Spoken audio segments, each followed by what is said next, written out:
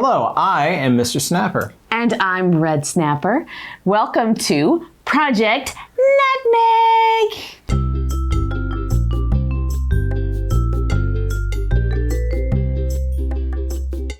He really wants to lay back down in his bed. Of course he does. But he's here. The Chowder is here. He's here right now. He's here. He spends most of his days playing with Nutmeg, and they play rough, but it's great. She has helped him settle in, and he's helped her get more playful. Yes. And today, we're talking about Chowder's first agility class. You want to talk about your first agility class? You just want to get off my lap and go lay down somewhere? Okay, we can do that. It's okay. He's like, oh, I'm so tired, man. I can't get to my bed. I can't do this right baby, now. here's your bed. I just want to snooze. That's fine. You get your rest. Chowder passed basic obedience at Zoom Room so he could start agility training, and we're thrilled. He's full of energy, and this is a way to channel that rather than risking, I don't know, like the glass doors on our our media cabinets. Media shelves and stuff. Mm-hmm. Yeah. Nutmeg is a natural daredevil, but Chowder, not so much. Yeah, Nutmeg is fearless. She'll jump on any surface. Your sewing table's one of her favorite things to jump on top of. You know, when we were at the 1-year anniversary of our Zoom room, she was walking on the plank, and she wasn't supposed to because we were doing an agility course. Right. And she jumped off. Which was about... It's like 4 feet high. 4 feet high. That's she like just, boop, and she higher. landed like a cat. She did. And the floor, this is a neat thing about Zoom Room, the floor in the training rooms is that sort of rubber stuff, so it's very soft on them, but she doesn't need to be jumping from that high. No. She's a daredevil. Right now she is... just about to hop up on top of a bunch of equipment cases. Yeah, that's over here. Hey, she's like trying to figure out, how do I get on top of this?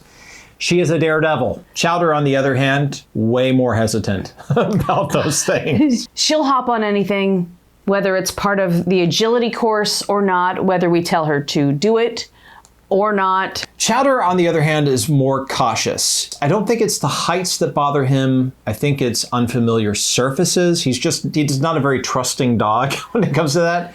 Plus, we do know that he has chondrodysplasia. There could be discomfort, or he may be worried about pain, or he may have been hurt before we met him. Yeah, so unfamiliar surfaces, but that means like surfaces he's familiar with, he's okay with. Mm-hmm. The A-frame, he is fine with it, up and down like a chimp. But the table, that took some convincing. Eventually, I ended up putting his blanket on it to get him familiar with it, because he would hop up on it if its blanket was on it. Mm-hmm. And eventually he got comfortable enough I could remove the blanket, and now he gets up and down off of the table fine. By table, we mean a small platform that is resting on the ground. It is not a table. Yeah. It's maybe 4 inches off the ground, or 6 inches, and the dogs can easily get onto it. It's like a standard part of an agility layout. It's official agility table. Yeah. Although I think maybe you can just mark out a square on the floor. I don't think it has to be literally a table, but whatever. We're still learning. He had some trouble with the tunnel as well. He was iffy about it at first. Right. But fortunately, we have a tunnel at home after that week of agility for Nutmeg when it was oops, all tunnels. I was like, we're buying a tunnel. And he's practiced at home with her, and now he's more confident. And that's why it's so important to do homework when you can. Homework. It's not just for kids anymore. The hurdles were tricky for him, but after he saw a treat tossed over, he just hopped right over it.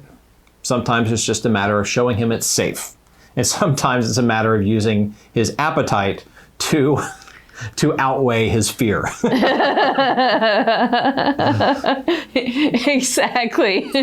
Although sometimes instead of following Nutmeg through one of the moves, right, he'll just walk around it. So why jump when you can just walk? Yeah. Nutmeg's like, hurdle, let's go. And he's like, why are you going over the hurdle? You can just go around. It's right there. What are you doing? Getting into a box.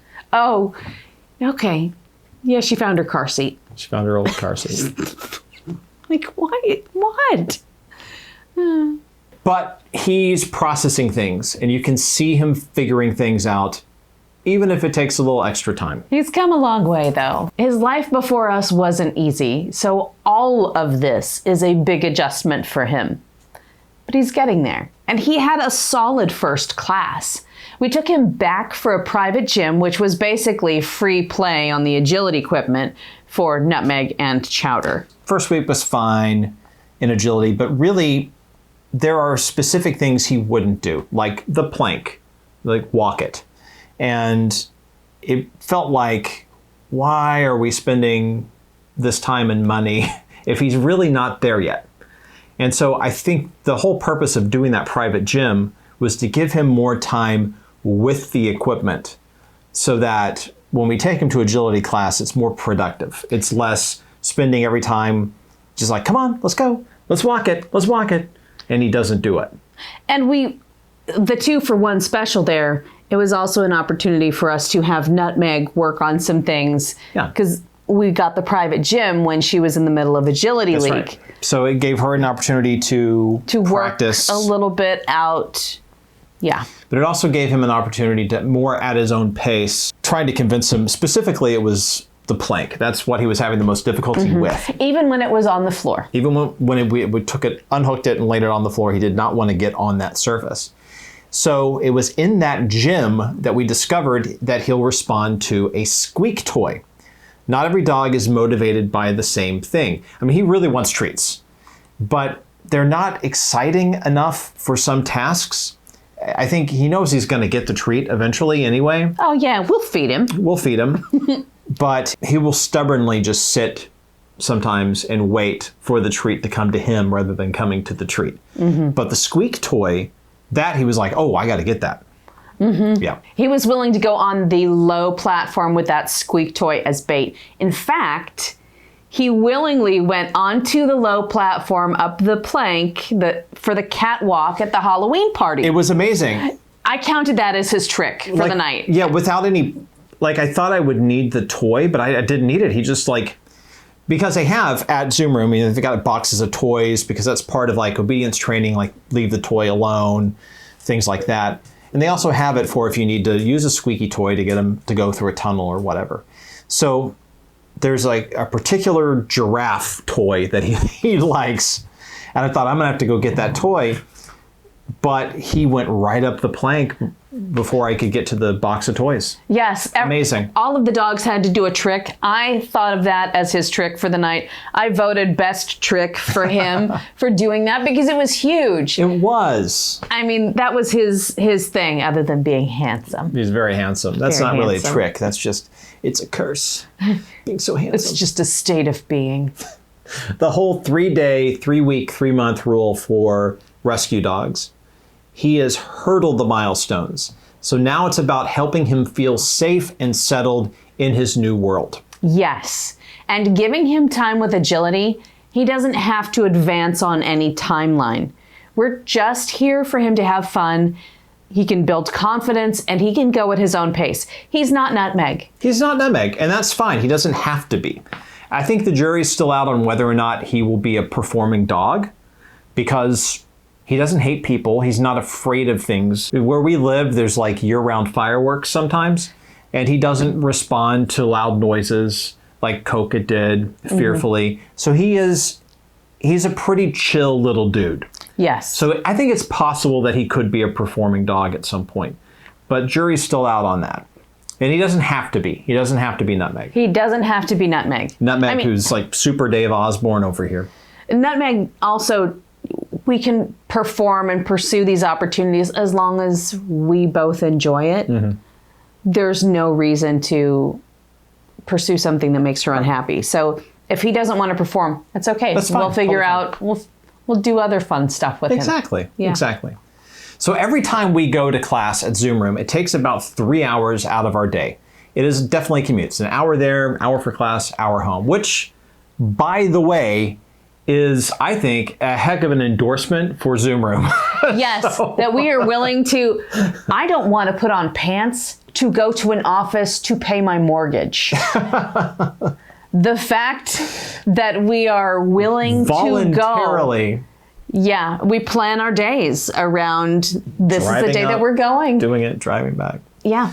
Because, Zoom Room is just that awesome. So if you've got one, check it out. Since we have some know-how, I want to make more progress with him the next time we return to agility classes with him. So like I was saying, there's that frustration of like, if he's stubbornly not going to do the agility equipment, it feels like we have leapfrogged over where he is training wise, and it's just going to be frustrating for him, and it's going to feel like a little bit of a waste of time and money to me because he's not doing the agility equipment. That's what we're here for.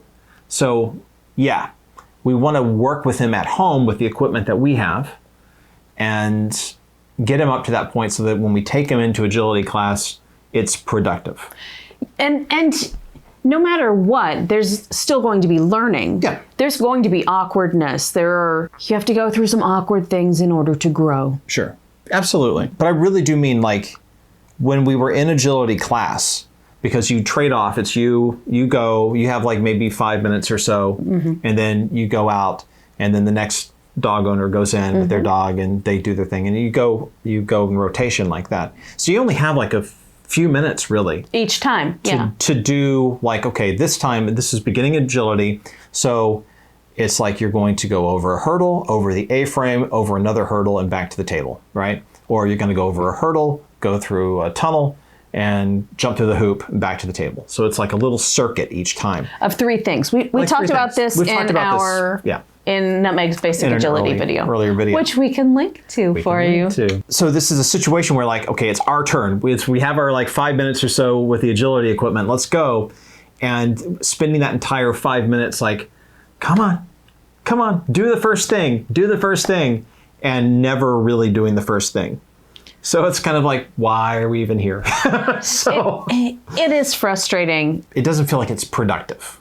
Right. Making steady progress helps with that. Yeah. And his progress is taking longer than Nutmeg's. Right. We had Nutmeg go through it first. If we had another dog go through agility training first, then we might be like, oh, it just takes a long time, and she's a wunderkind.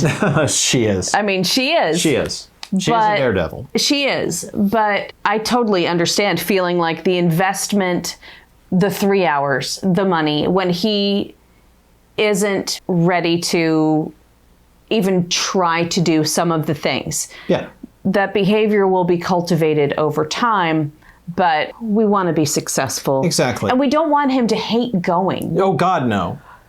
And I'm not frustrated with him, and I'm not frustrated with Zoom Room. I'm not even frustrated with myself. It's more just the situation of he doesn't feel like he's ready yet for this class. Right. So, but those sort of 0 steps, instead of step 1, we're on step 0, that we can do at home. Homework. We're doing homework. Doing homework. So in the meantime, we were gifted some agility equipment, and we already had a couple of pieces. He's cool with the tunnel now because we did homework. Yeah. We can practice the low hurdles, and we can practice walking on surfaces, even if he's just walking on the teeter that we take off the fulcrum point and put it flat on the ground. We can work on him walking on those things, going over hurdles, and gaining more obedience confidence. Absolutely. And I think that's like the couple things we don't have are an A-frame, which he's okay with. Yeah. And the plank, which now he will do. Yes. And we don't have a specific table. We don't have a specific table. That's something that... I have this back here because Nutmeg likes to hop up and join us sometimes. This is Nutmeg's custom, which we covered in our prop episode. Yeah, so this is what she performs on stage. And I've been working with him to get up on top of this. And it's difficult, but he'll do it now. He'll do paws up, he'll hop on and hop off real quick. He doesn't like to hang out on it, but he's getting used to the idea of being on this surface. And I think it's just, it's like anything with the dog training, it's repetition and giving them very clear instructions and working towards the dog winning, feeling good about it. Yeah, it's just going to take him a little more time than it took Nutmeg, and that means we're doing homework. We get through the homework, and then the next time he goes, maybe he doesn't do all 3 pieces of the basic each circuit, but if he does 2 of them, It's huge. that's huge from where we started. Exactly. And part of training a dog to do anything is engaging with them yes. all of the time on those things. Yeah, that is correct. Thank you for joining us on this one. Please like, subscribe, and boop that bell for notifications. And tell us about your own rescue or agility stories. Every dog is different, so please tell us about yours in the comments. Yeah, do you have a Daredevil as well? Do you have your own little evil, furry evil Knievel? And you'll see us next time. Bye.